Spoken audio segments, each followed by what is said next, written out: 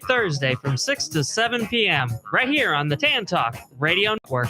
Tampa Bay's Tan Talk. Entertaining and informative radio for the Sunshine State. Looking for the best smoking ribs in town? Then we know exactly where you need to go. The Rib Shack Barbecue in Clearwater, located at 1850 Drew Street, is serving up freshly smoked ribs, chicken, pork, beef, and sausage, all served with their famous barbecue sauce. Pair it with their amazing sides like beans, mac and cheese, collard greens, potato salad, coleslaw, chips, and more. You are not going to be leaving hungry. Dine in, take out, or have it delivered with Uber Eats. 727-210-3077. That's the Rib Shack Barbecue, 1850 Drew Street in Clearwater.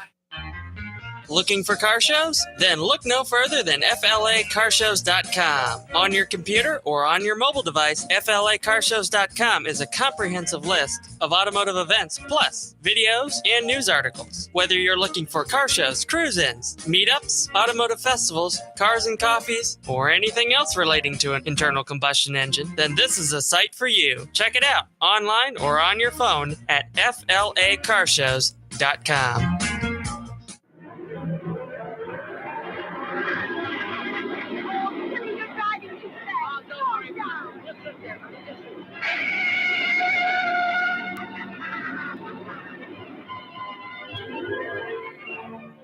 The way I figure it, another $1,000 and she'll be ready for Indianapolis. I wouldn't give you another $1.50. But, Reno, this is the fastest iron in the business. Well, come on. It won't start. What do you mean it won't start? Get under the hood. Check the plug. Come on, do something there. Come on, get in there. How do you want to start? There's no blower. What do you mean no blower? I put it on myself. Look, Reno, if you're trying to get cute with me, I'm going to bust you wide open. Me get cute with you. You bring back that supercharger or I'll have you fired for life. He can't bring it back. What do you mean he can't bring it back? Because he doesn't know where it is. Do you know where it is? Sure, it's on number 6. Red took it. I'll have him arrested. Get a cop. Get. Red didn't take it. I gave it to him. You gave it to him. Why? Because there wasn't another one in Indianapolis, and I wanted Billy to have a chance. So you gave him my supercharger. No, I gave him my supercharger. It's my car, isn't it? Oh. Okay, I'll give it to you straight from the gearbox. A lot of us here make our living driving race cars. Most of us try to stay alive when we get out on that track. It's a tough enough racket without asking for trouble. So then a punk comes along who says he's going to drive right over us. The only reason we don't smack him down right away is because we figure he don't mean it. We figure he's just flapping his big mouth. But you did mean it, didn't you, knothead? Attention, please, ladies and gentlemen. The big moment is about to take place. The big 500-mile Decoration Day race is about to begin. The cars are on the speedway. The pace car directly in front of the first 3 lead cars. The pace car driven by the president of Indianapolis Speedway, Wilbur Shaw. The lead cars on the pole, Duke Nalon. In the center of the first row, Rex Mays. And on the outside is Jack McGrath, the 3 lead cars. And in the 6th row, ladies and gentlemen, the great human interest story of this year's race, the second generation of a famous name. At the wheel of car 6, the Stanley Special, Billy Coy. And ladies and gentlemen, I'd like to mention the fact that Billy Coy is the son of Cannonball Coy, the great driver of yesterday. Here they come now, wheel to wheel, down to the starting line. The starting man has got the green flag ready to give them the green light. And they're off. Let's go.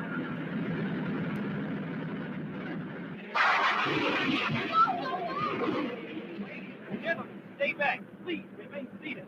There's a spin in the return.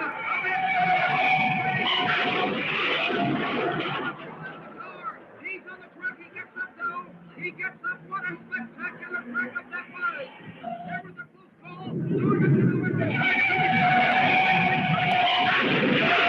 He's almost turned over him, but he held on the wheel and kept that car under control. The yellow flags are on, ladies and gentlemen, signifying all drivers to hold their position. There's a lot happening out here this afternoon. There's another spin in that far turn. What do I tell you? That keeps coming. Now, ladies and gentlemen, the flag is down. The white flag is down. 1 lap remaining to go now. Bill Collins in second, and Johnny Parsons is in third. If he only stays out of trouble. We now, and he's after Collins. The flag came out from his pits. Into the far side of the crash wall, and the whole wall is on fire. One of the worst fires I've ever seen here in Indianapolis. We'll have to let you know who the driver is as soon as we're notified. Look, ladies and gentlemen, that car number 6 is on fire. That's the Stanley. Look at the engine. It's on fire. Oh, he's letting us play. But look, this If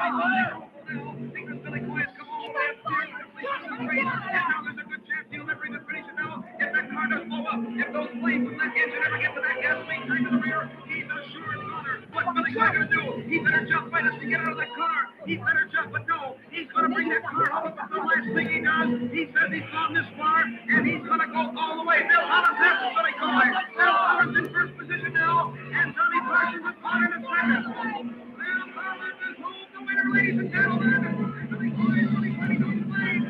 And now, moving into victory lane, it's Bill Holland, car number 7, the Blue Crown, a runner-up for 2 years in a row. And this year, 1949, it's Bill Holland here. Ladies and gentlemen, your attention, please. Bill Holland has made one of those wonderful sporting gestures that make automobile racing the sport that it really is. He will not receive the famous Borg Warner Trophy, the cup that has always been presented to the winner of this race, but he insists that the officials award custody of the Borg Warner Trophy to a driver who did not win the race, but who won the hearts of the whole racing world with his skill, his daring, and his great courage. We present the trophy to Billy Cannonball Coy. And now for all you music lovers, it's time for your traffic report. There's a 6... Oh! What is it, Scooby? Can't you see I'm broadcasting here? Pile up on the tri-level, got you backed up all the way to the off-ramp. So, if you're traveling this morning, try to give yourself an extra day or two, folks.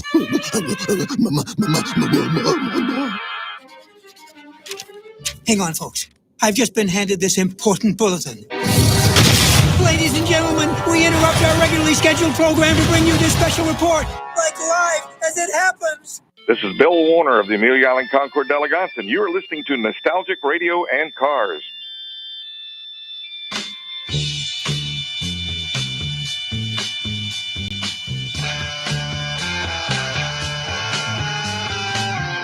Okay, listeners, welcome. You're tuned in to Nostalgic Radio and Cars, and I'm your show host, Robert. Run your computers and Google TANTalk1340.com, and you can see us live here in the studios in downtown Clearwater. Don't forget to check out our website, GulfstreamMotorsports.com, where you can find out all about us.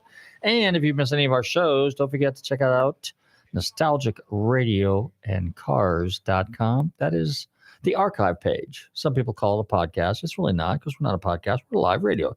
Good evening, Bobby. How are you? I'm doing well, and I've thought about that too over the years. You know, originally when it was first we introduced those things, we said, "Oh, it's the podcast for it." Well, then people started taking that the wrong way, and I said, "No, I like archive page better." Archive page. Well, yeah, it is. I mean, that's because it originates live on the air on 6 a.m., 6 a.m. and FM stations, and then we archive it. Simple as that. As simple as that. But it never started on the internet. Started on the air. It started on the air live in a radio studio in downtown Clearwater. In fact, WTAN is, correct me if I'm wrong, one of the oldest radio stations. Oldest operating radio stations in the Pinellas County, or really Tampa Bay area, right? Let's say Clearwater. Say Clearwater? Yes. Okay, let's say Clearwater. And top 5 in Pinellas County. Top 5 in Pinellas County. But WDCF is the oldest in Pasco. So we have that distinction too. And we're 17th largest radio market in the country out of 200, right? Areas, yes, out of over 200, I believe. Over 200. I mean, if you think of all the little cities across the nation and how many different radio markets there would be. So you take 50 states times, each one probably has 5 or 6 or 7, some probably 10 radio markets. You get quite a few hundred, I would think. But to be 17 is pretty good. But to be 17 is very good. Yeah. Well, that's good. All right. In fact, they basically only have rules for the first 50, and then. Oh, yeah. Well, anyway, so here's the deal. Next week is the week of weeks. It is the beginning of Monterey Car Week, Monterey Collector Car Week, Monterey Car Week. Anyway, and there's a number of events that are going on, and they're spectacular. They're a lot of fun. There's a number of auctions. You've got the Motorlux now, which used to be the McCall Motorworks Revival, which is now in the capable hands of our friends at Haggerty. You've got the Broad Arrow auction, which is new. You got the Mecum auction. You got the Bottom auction. You got the Russo and Steele auction. You got the Gooding auction. There's a whole bunch of auctions. I think there's Auctions America. There's auctions all over the place. But there's Legends of the Audubon. There's the Quail. There's the Concorso Italiano. And then, of course, the final event, which is the event of events, and that is the Pebble Beach Concourse, which is on Sunday. So pretty amazing. So if it's funny because it's just like if you had to take the globe and then find a location to just drop every car enthusiast, serious car enthusiast in the world, where they would gather would probably be the Monterey Peninsula during Monterey Car Week, held the third week in August every year religiously since the 50s. So I'm kind of proud to be part of that sometimes. And, anyway, so we have a very special guest for you coming on this evening. And this gentleman's never been on our show before, but I've known him for a while, and he was formerly with another auction company, but he's now with a new auction company. So Bobby's going to go ahead and give him a call, and then we're going to get our guest on the phone. And we're going to be talking about some of the amazing cars. Now, I will tell you again, and I reiterate this all the time. We've got Amelia Island here, and Bill Warner does probably the best when it comes to assembling the cars. The Ritz-Carlton has done a fabulous job over the last 20-some-odd years hosting the event since 1996. So that's 27 years. And now, last year, Amelia Island was taken over by our friends at Haggerty as well. And it is now called the Amelia. So, but Bill, because he's a race car guy and he was a photographer, and over the years, he just did some amazing work. He's also got a book out called The Other Side of the Fence, which is the other side of the fence where where us media photographer guys kind of hang out. And he just was able to assemble, because his focus was really race cars. And that was Amelia's big thing. And he was able to assemble every year, never mind the classics and the contemporary cars and stuff, which he did a fabulous job. But his race cars, the race cars that he assembled, that from the historic standpoint, are nothing compares to it. I mean, and the collection and the selection, and then every year, the guests of honor that he has, generally racing oriented. But the thing, he started something that was really, really cool. He basically handed out awards for the best pre-war car and best post-war car. So that, how we doing there, Bobby? Well, I'm going to say we're one digit short here. Let me, well, you know what we're going to have to do here? I'm going to have to text you. Oh, no, you could do that. Can I do that? You could do that. Would that work? Let me see if I can. You know what? I wasn't going to put a rotary phone in there for you, right, so maybe that would help you out. But how about if you run in here real quick? What is you need the first? I need the last number 8. Okay, is it 4008? There you go. Yeah, you mean I can't write? Oh man! All right, go ahead, try it again because Well, I was a BC kind of student. So I became a radio host. So you only have to talk. You don't have to spell. Yeah, I don't have to spell, but I do need the right numbers down, right? So if that is, let me make sure I got the right one. If you got a 4 and a 0 and a 0 and an 8, I think you're doing pretty good. Very good. Okay. So giving out the winning lotto numbers here? Those could be 4, 0, 0. Now, when there's some lottery that was over $1 billion or something like that. Mega Millions a couple of weeks ago. Oh yeah, well, I just forgot to buy a ticket. I could have been lucky. But anyway, Monterey Collector Car. You hear me talking about these events every year. Like I said, Amelia is the first one you got. Well, actually, Scottsdale Collector Car Week. Okay. And they're bringing back the Arizona Concourse this year. That should be a lot of fun. That was a lot of fun. Okay, that's a really, very nice thing. Okay, we got our special guest on the line. I'm delighted to welcome the show this evening.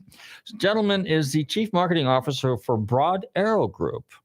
And a very, very, I'll use the word seasoned car guy, car collector, car specialist. I'm delighted to welcome to the show this evening, Ian Kelleher. Did I pronounce it right, Ian? You did, Robert. Thank you. And I like being well-seasoned. You like the well-seasoned. Okay. I do. So introduce yourself a little bit and tell us who you are, and then let's segue into the Broad Arrow Group, because you guys, Sure. I was on the website, and you've got some amazing, I mean, truly amazing cars that are going to be offered to people. Thank you very much. So yes, as you said, I'm the Chief Marketing Officer for Broad Arrow Group. Previously a car specialist, I started my career at Christie's International Motor Cars, and then progressed to RM Sotheby's, where I was a car specialist for about 15 years, and then transitioned into the role of Chief Marketing Officer for that company. Broad Arrow Group is kind of the evolution for a lot of us. And it's really come together, and some of those cars that you discussed really is a testament to the team that we put together and the car specialists that are part of the Broad Arrow Group organization.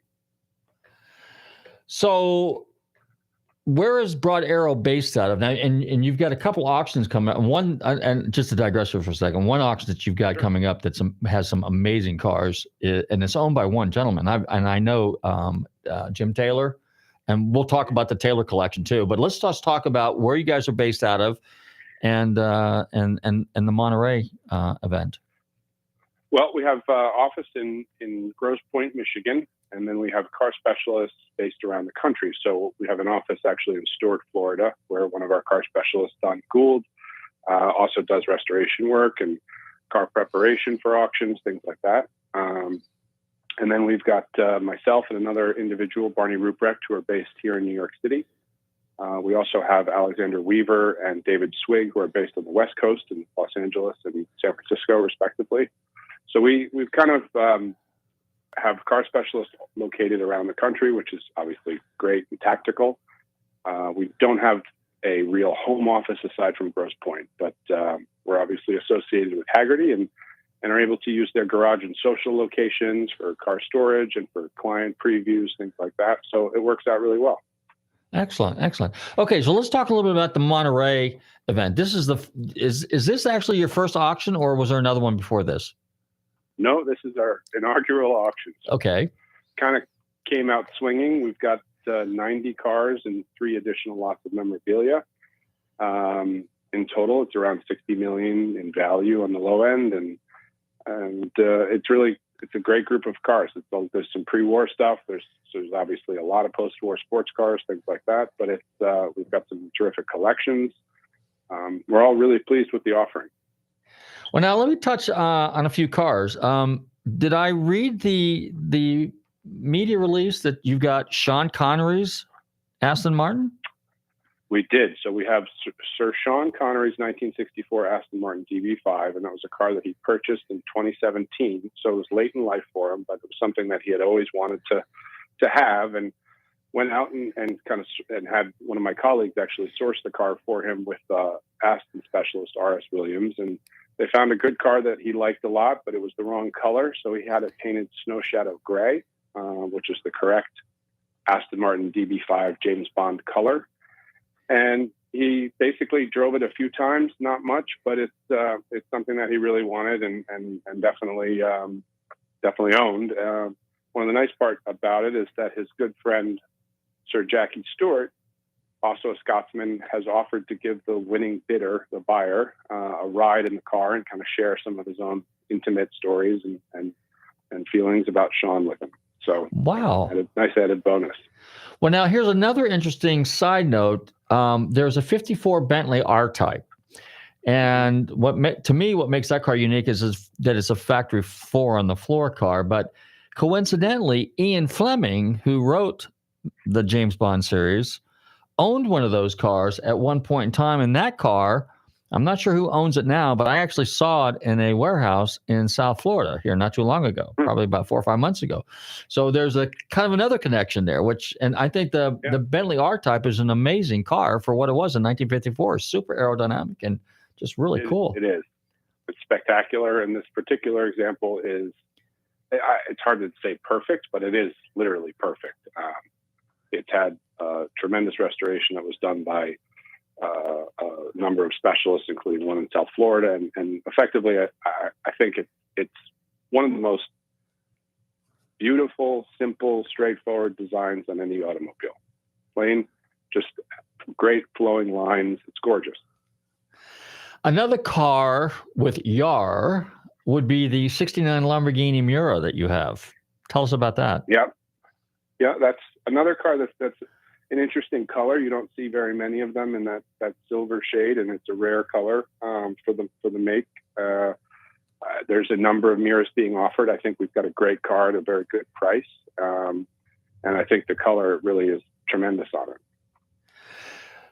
Why don't you tell us about some of the cars that pique your interest that you have consigned?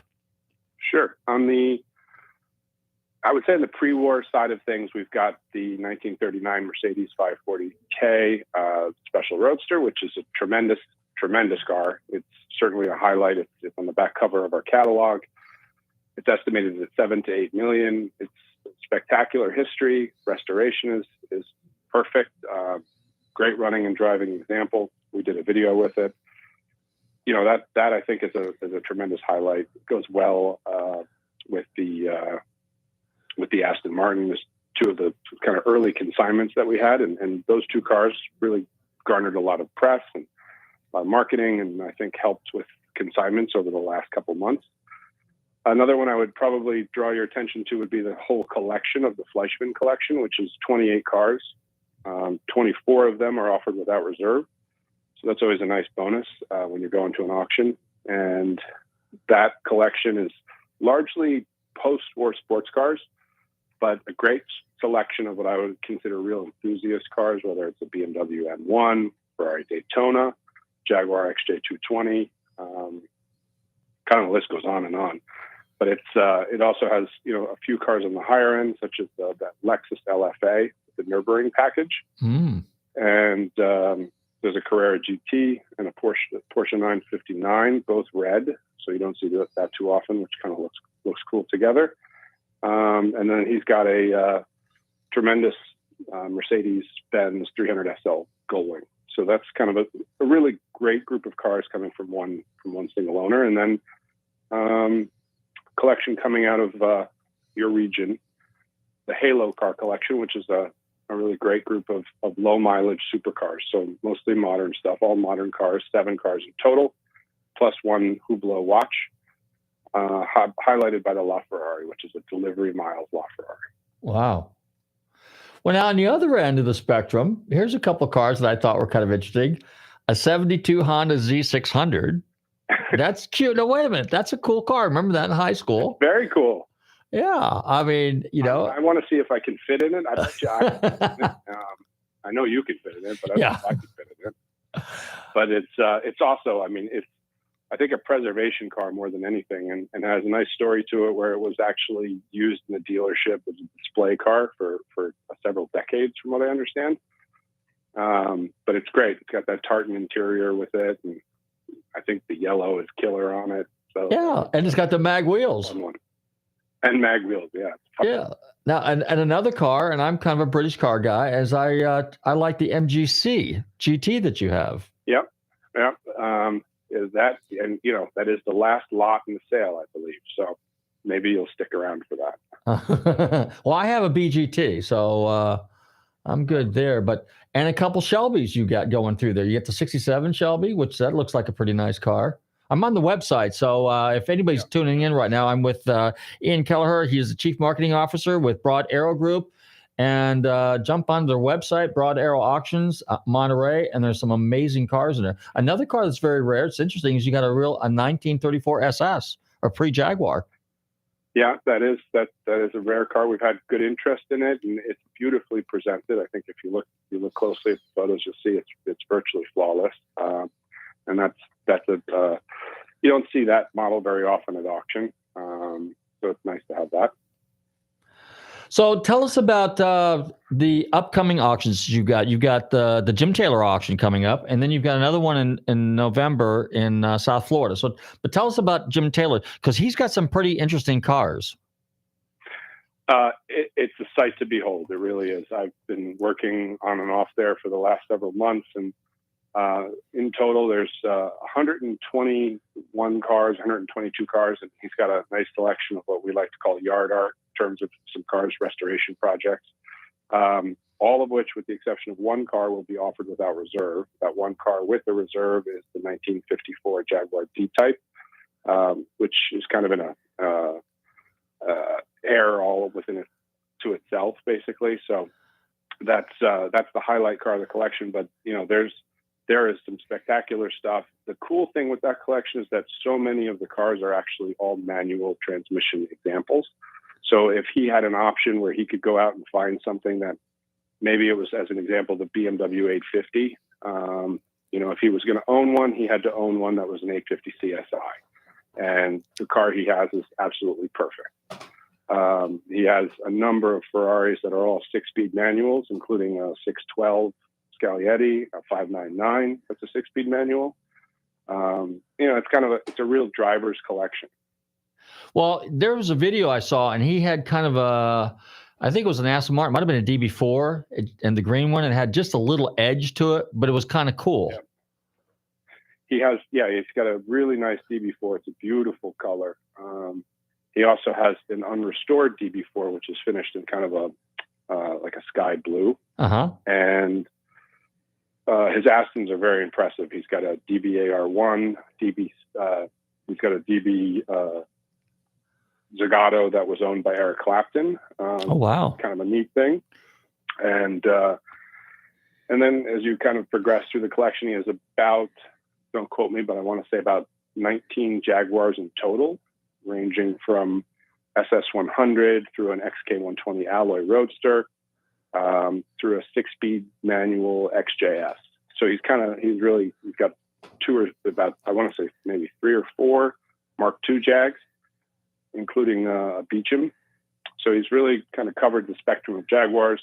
Same with Fords, obviously, including Shelby's. Well, yeah, he had the first time I met him was actually, it might have been at the Arizona Concourse, but I saw him again at the Quail, and he had both Cobras there. The ones that the Survivor cars and an AC Bristol. The AC Bristol is about as beaten up and worn as the 289. They look great next to one another. Mm-hmm. And then his 427 is a fully restored car. He also has a killer 1965 Shelby GT350, a striped elite car that's all original. Whoa!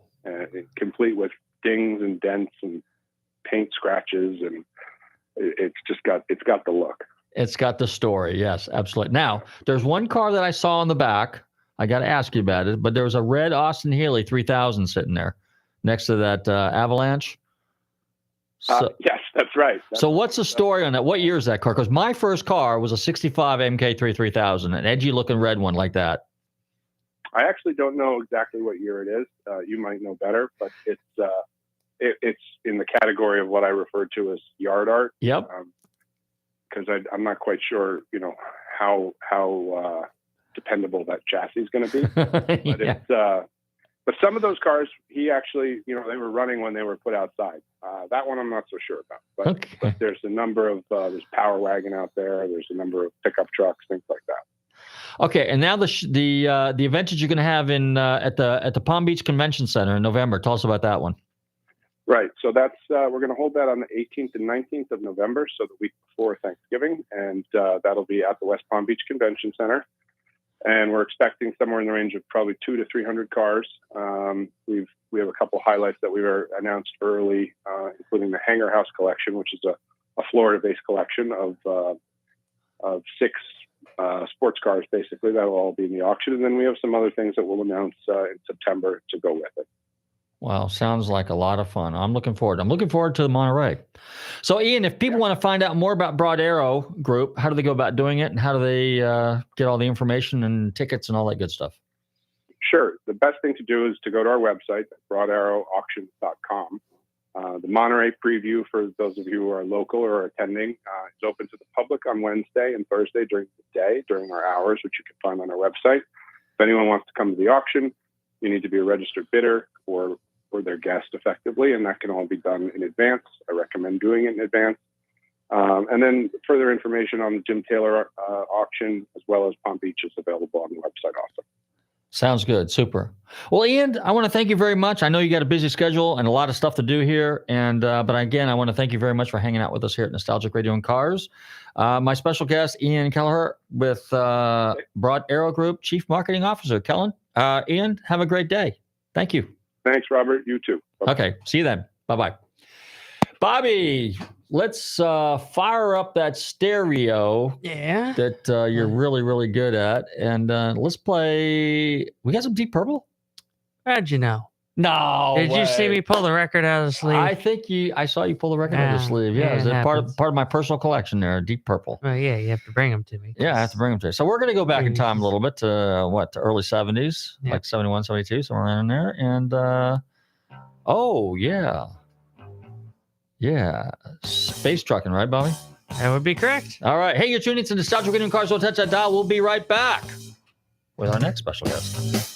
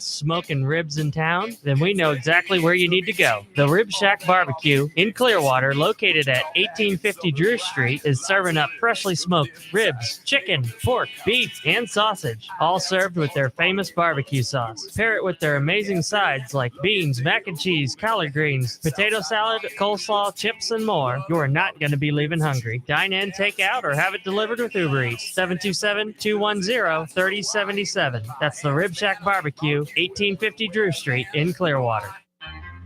Looking for car shows? Then look no further than FLACarshows.com. On your computer or on your mobile device, FLACarshows.com is a comprehensive list of automotive events, plus videos and news articles. Whether you're looking for car shows, cruise-ins, meetups, automotive festivals, cars and coffees, or anything else relating to an internal combustion engine, then this is a site for you. Check it out online or on your phone at FLACarshows.com.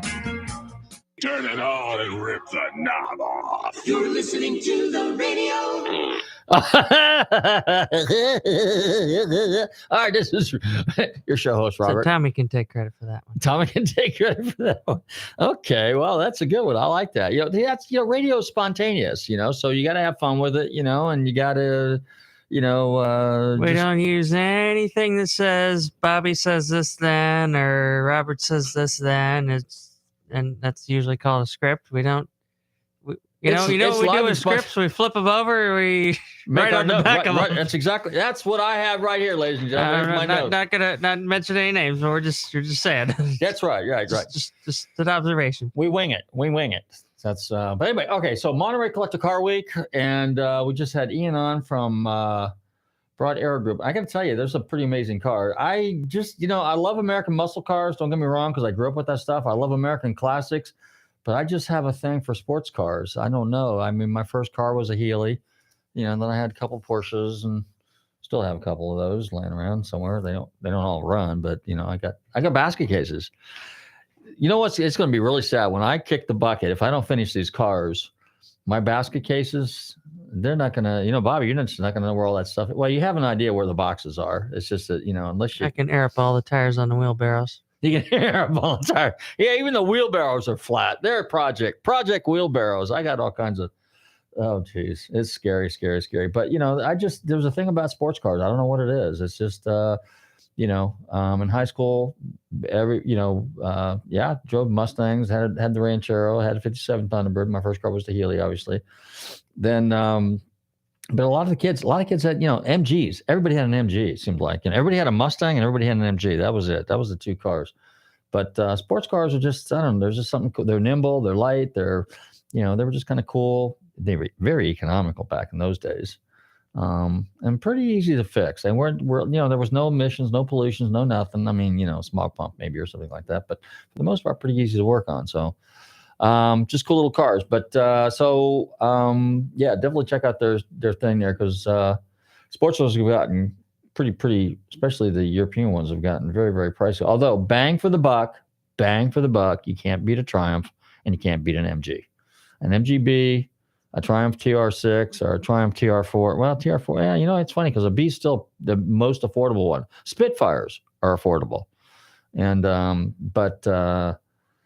but the B, there's something about an MG. It's a unibody car. It's fairly solid, stout. It's roomy. Triumphs are a little cozy. Remember, we had a TR6 and it was a little cozy. My shoulder was always up against the left door. My friend had a TR4. It was the same thing. On a TR3, though, it was interesting because you could just hang your arm out and just drag your knuckles on the asphalt as you're going down the road, because it had a cutout and just curtain windows. And it didn't have any roll-up windows. And it's kind of like an old MG TD, TF, TC, all those cars. Actually, a TC would be TC, TD, TF. TC would be cool, but they only came in the United States in a right-hand drive. But you can make a left-hand drive, be kind of a cool car because it's got the 19-inch wheels on and stuff like that. All right, Bob, why don't you go ahead and fire up the stereo system? No, actually, I was working on that cart machine over there now, but now. Okay, so what do we got queued up this time? What, you didn't see me pull this record out of the sleeve? No, I missed it. I was sidetracked. You didn't see the J.J. Cale? J.J. Cale, Durango. Hey, yep. Yeah, this is actually, I think, an instrumental, but it's a pretty cool song. I like it. Hey, you're tuned into Nostalgic Radio Cars. We'll be right back with our next special guest for the evening. We're going to be talking more about cars in Monterey.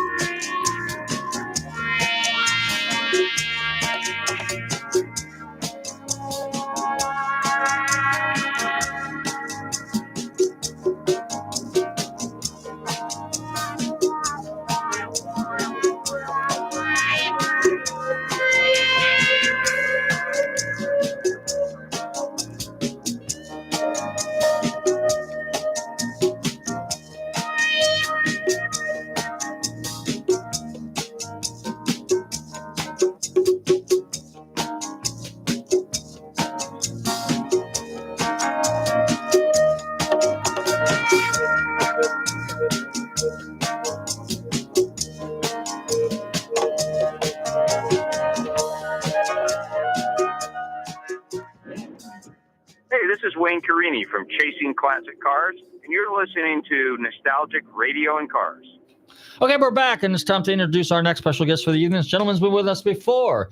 He is one of Bonham Auctions senior automobile specialist. I'm delighted to welcome back to Nostalgic Radio and Cars, Eric Minoff. Eric, did I pronounce it right? Minoff, yeah. Minoff. Okay, I was close. So how you doing? Are you all excited? Because this is a great auction. You got a great selection of cars, and I can't wait for you to tell us about it. Yeah, we're pretty good. Eric, you're breaking up. Are you there? Hello? Auction. They're at Quail Lodge.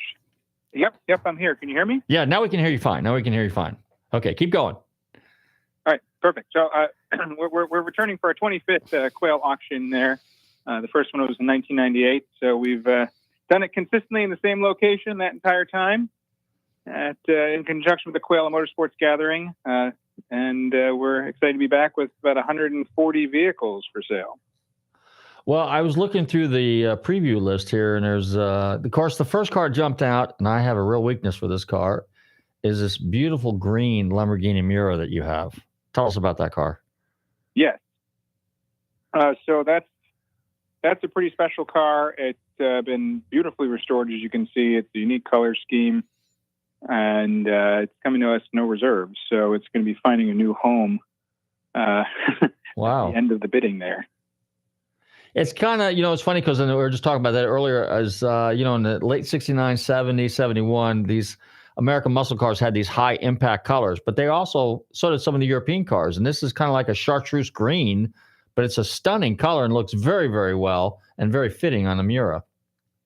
Yep, it does. It was delivered new to the United States. It has AC, which is a nice feature in one of those. And if the bright color wasn't enough, I mean, a Miura just looks like nothing on the road. It was the first Lamborghini to sort of kick off the consistent being totally out there and different design ethos that Lamborghini has continued to have since the introduction of the Miura. And you know what else is interesting is talking about the exterior colors being kind of wild. Lamborghini and a lot of the European cars, Italians particularly, the interiors were unusual. So what is the interior color on this? Tell our audience. So the interior on this is, let me just try to remember. It's a Nero beige, so it's a sort of a black and tan was the original color on it. And today it's got a great interior with it still. I'm just trying to remember if it was the original colors still, but it's a beautiful thing still and shows quite well. Well, sometimes you see them, and I don't know if they did this one because, like you said, this one's black and tan. But once in a while, I've seen that exterior color with a very, I'm going to say a light brown shoe leather kind of color, which is just like extremely contrasting, Yeah, well, sometimes you see them with wild contrast colors or like a lipstick red or something like that. It was, look, if you're buying a Miura, you weren't trying to sneak by unnoticed. No, that's for sure. Another car that you got that I like, I think is actually kind of cute. You can tell us about it, is the 76 Jensen Interceptor convertible. You don't see a lot of those.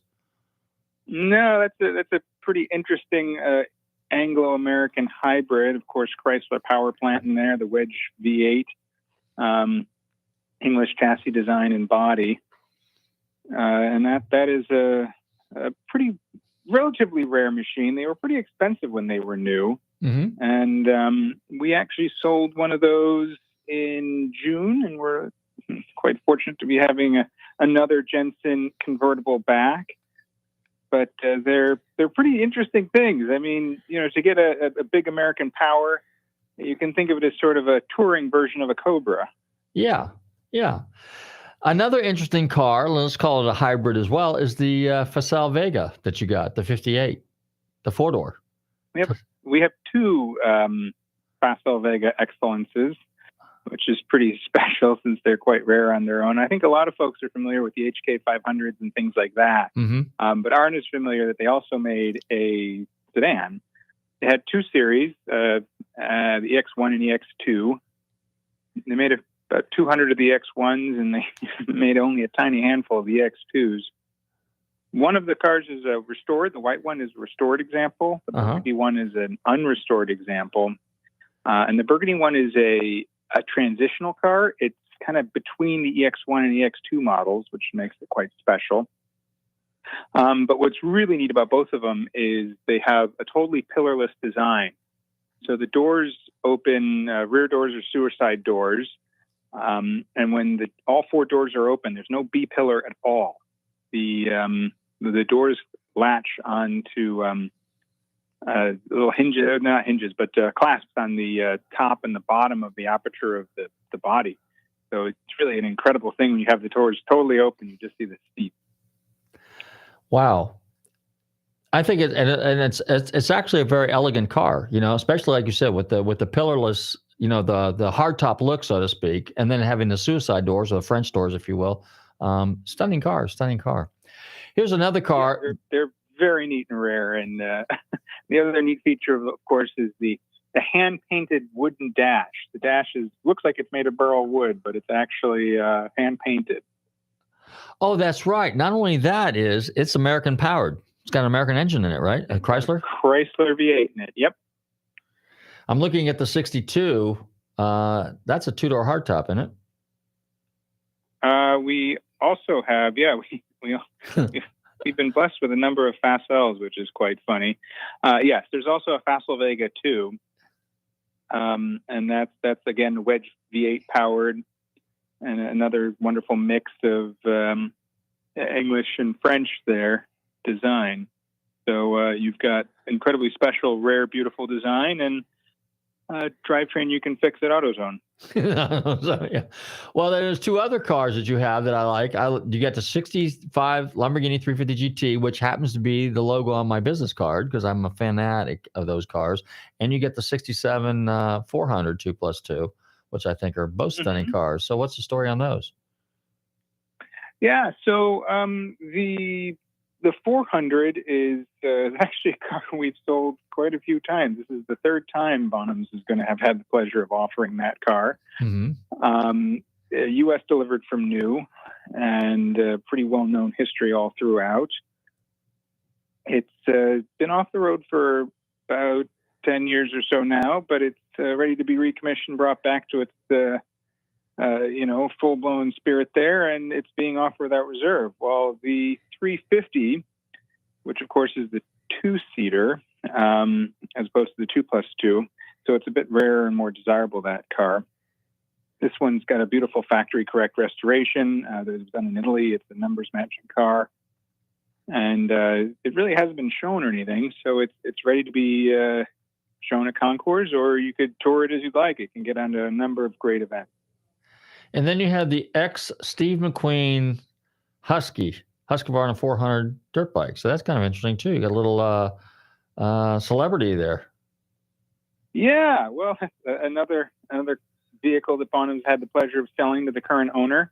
That bike was in Steve McQueen's 1984 estate auction, and it is presented exactly as it was sold at that auction, down to the spark plug taped to the frame there.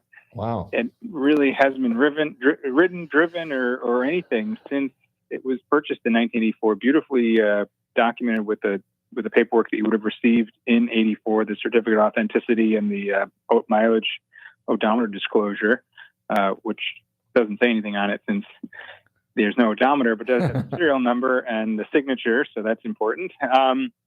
But it's really a pure historic example of one of McQueen's favorite bikes, that's made famous by on any Sunday. And Bonhams actually sold the bike from On Any Sunday. We've previously sold this Husqvarna that we're offering again, and it's again offered without reserve for any McQueen enthusiast. Super. All right, so since I've talked a little bit, why don't you highlight some of the cars that you think are very special? Yeah, so, I mean, one of the nice things is there's a real range of stuff, whether you're looking for a London to Brighton eligible curved dash olds or a Winton, or if you're looking for something a bit more modern, we've got some water-cooled Porsches, like a Porsche GT3, a 996.2, which is a great value there. But some of the things that I think are really neat, we have some wonderful coach-built Ferraris, some early Ferraris there, including a lovely 166 Inter, a 1949 166 Inter. So this is from the early history of Ferrari here. It's a rare example of a truly touring example of a Ferrari, as opposed to an out-and-out racer, since Ferrari was really focused on making race cars at this time. And this is kind of them dipping their toe into building road cars, really to pay for their racing their racing efforts.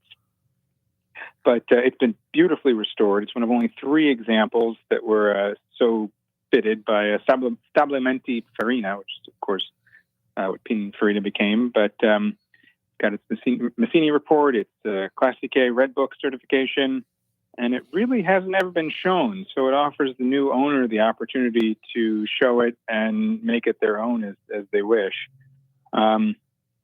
In addition, there's also a 212, an inter-alloy coupe, beautiful thing. Another relatively early car. This is, of course, from the second series of Ferraris, 166, then 212, and then 250 were the big series that Ferrari was building at that time. But this is another bespoke, handmade, coach-built car. So this is one of 6. So it always tickles me when they have modern cars today that are, this is one of only 600 of this example they make, and this is one of 6 they made.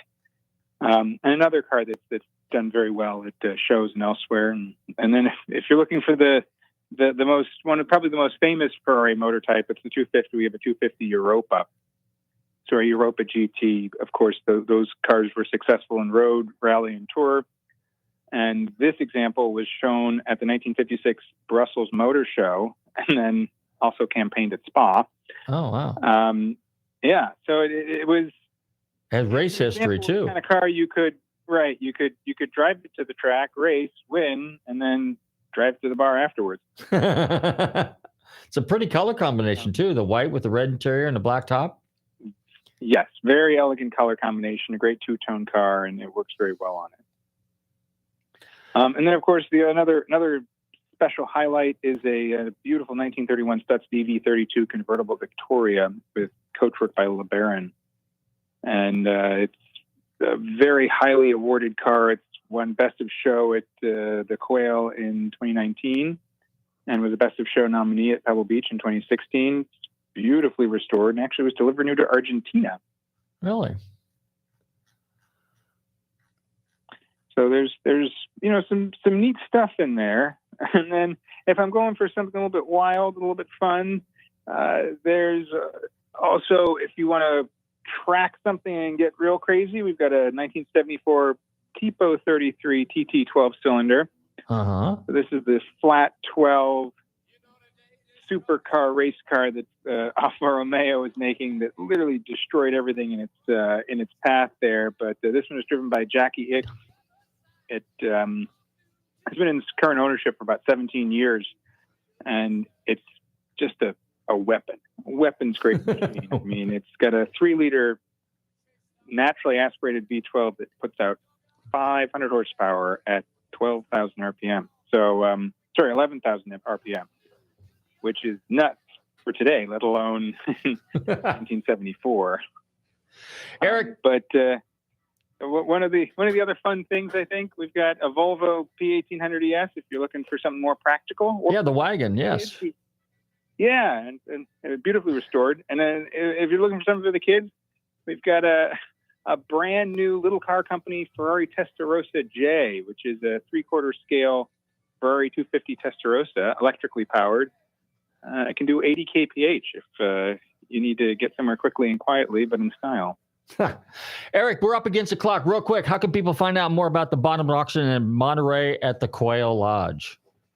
Absolutely. You go to www.bonhams.com/quail.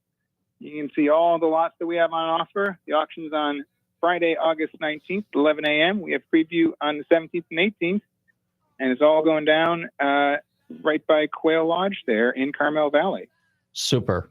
Well, Eric, thanks for hanging out with us here at Nostalgic Radio and Cars. We'll have to do this again. I look forward to seeing you guys. I want to thank my very special guest again, Eric Minoff, Bonham's automobile specialist. Thank you very much. Have a great day, and we'll see you next week. Thank you so much. See you soon. Bye-bye. Thank you. Bye-bye. Hey, I want to thank all my listeners for tuning in to Nostalgic Radio and Cars. Don't forget, Monterey Collector Car Week next week. Buy your airline ticket now. In the meantime, everybody stay safe, drive carefully, and love your family.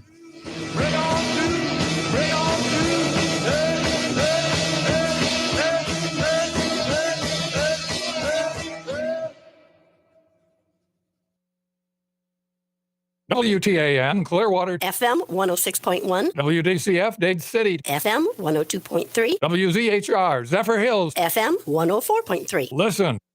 This is CBS News on the Hour, sponsored by Liberty Mutual Insurance. I'm Jennifer Kuiper. In Chicago, federal health officials